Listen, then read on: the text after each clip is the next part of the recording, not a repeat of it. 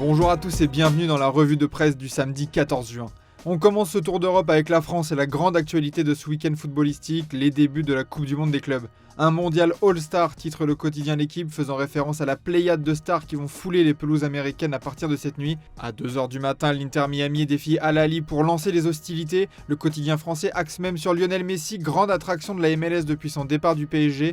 Monsieur l'ambassadeur pour l'équipe, tandis que dans la presse européenne aussi on fait de cette compétition celle de Lionel Messi, le visage de la MLS et du football sur le continent nord-américain. En Espagne, on n'hésite pas à parler de révolution Messi dans AS, alors qu'en Italie, il est question des débuts du roi pour la Gazzetta dello Sport. Nous avions laissé Lionel Messi avec une Coupe du Monde dans les mains la dernière fois qu'une compétition mondiale était lancée. On pourra donc voir briller le joueur désormais âgé de 38 ans et ça sera intéressant pour juger son état de forme un an avant la Coupe du Monde, avec comme objectif de viser le doublé avec l'Argentine. Si cette nouvelle compétition intrigue, il y a aussi la part d'ombre, comme l'indique le Parisien, tout pour déplaire et pourtant voilà le sentiment qui prédomine dans le cœur des fans de football, une compétition décriée mais qui va attirer les yeux de tout le monde. Au Portugal, le quotidien Record parle même de nouvelle ère qui divise le football, tandis que dans la Provence, c'est un lancement sans tambour ni trompette qui est évoqué suite aux informations sur les ventes décevantes de billets pour remplir les stades. Parmi les stars présentes aux États-Unis cet été se trouve Antoine Griezmann qui s'apprête à vivre son rêve américain comme précisé dans Marca.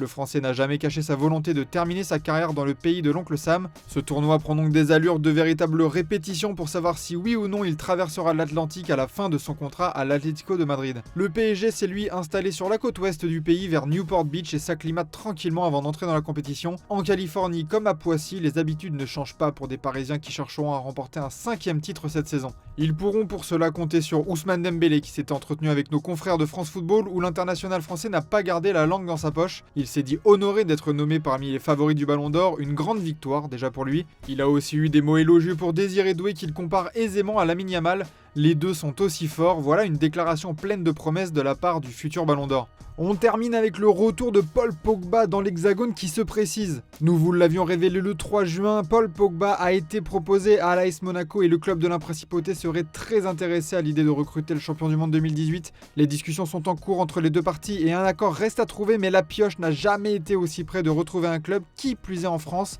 affaire à suivre. On passe en Espagne avec bien évidemment la Coupe du Monde des clubs qui occupe la une de Marca et des autres quotidiens, mais pas que. Des buts et des étoiles, titre le quotidien espagnol, avec une emphase sur le Real Madrid évidemment, en quête du premier titre dans la compétition. En tout cas de l'autre côté des Pyrénées, on recherche le meilleur club du monde ainsi que le nouveau roi. L'enjeu sportif est grand pour les clubs de Madrid puisque l'Atlético participe aussi à cette compétition, mais du côté de sport, on préfère parler du mondial des 1000 millions, cette dotation générale que se partageront les clubs participants. Un montant énorme qui pourra peut-être servir au Real Madrid pour éponger le nouveau transfert choc des merengues, Franco Mastantuono. Un joyau de plus, titre Marca pour parler de l'arrivée de l'Argentin de 17 ans en provenance de River Plate. Un des plus grands talents sud-américains débarque en Espagne contre un peu plus de 60 millions d'euros, un montant exceptionnel pour un joueur aussi jeune. Le Real Madrid a pu compter sur l'expertise de Martín de Michelis, ancien joueur et entraîneur de River Plate, qui a déclaré à Marca « J'ai dit à River que Franco était un joueur fait pour le Real ». Une déclaration importante pour un joueur qui vient garnir un secteur offensif très bien pourvu déjà au Real Madrid et qui commence à poser question. Avec Brahim Diaz ou Arda Güler dans le même style de joueur, la concurrence va être rude. Marca parle même de guerre à venir pour décrocher des minutes dans ce rôle de milieu offensif. Du côté de Barcelone, pas de Coupe du Monde des clubs à venir, mais de l'activité sur le marché des transferts, avec notamment l'annonce choc d'hier soir, la réunion au sommet entre Deco et l'agent de Nico Williams. Mundo Deportivo annonce donc que le plan B a été activé suite à la lenteur des négociations avec Liverpool concernant Luis Diaz. L'international espagnol de Bilbao pourrait retrouver son compère Lamine Yamal pour animer l'attaque du Barça la saison prochaine, affaire à suivre. Du côté de l'Angleterre, c'est aussi la Coupe du Monde des clubs qui fait la une. Showtime, titre le Daily Star Sport.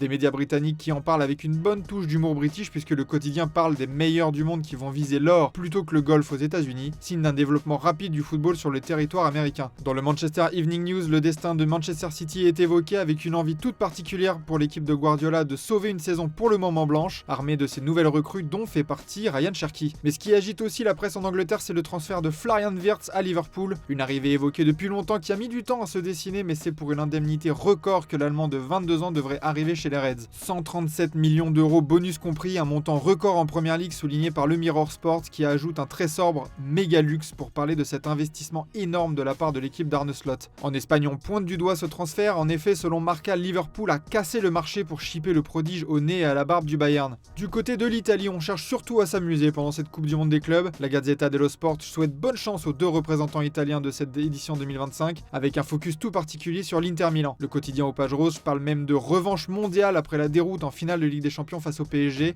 une bonne manière pour Christian Kivu de commencer son mandat. Cela passera par les bons résultats dans la poule composée de River Plate, Urawa et Monterrey. Pour y arriver, la doublette Lautaro-Thuram sera forcément surveillée, eux qui sont arrivés à bout de souffle en finale de la Ligue des Champions et qui ont pu se reposer quelques semaines pour peut-être se racheter aux yeux des supporters. Autre point chaud de l'actualité italienne, le mercato enflamme la Serie A et le cas d'un international français bat son plein. Non, ce n'est pas Mike Maignan mais plutôt Théo Hernandez, lui aussi en partance du Milan depuis quelques jours, mais la Gazzetta dello Sport affirme que son cas est réglé. Le latéral va partir de Milan, c'est sûr. Théo mis dehors pour la Gazzetta qui souligne que le français a l'option Atlético de Madrid ou c'est la porte. Si Théo Hernandez venait à partir, une véritable légende de la Serie A serait elle sur le point de revenir, Ciro Immobile. Immobile aux enchères, titre le Corriere dello Sport. L'attaquant emblématique de la Lazio, actuellement au Beşiktaş en Turquie, ferait l'objet d'une guerre entre la Fiorentina et le Milan AC pour le rapatrier au pays.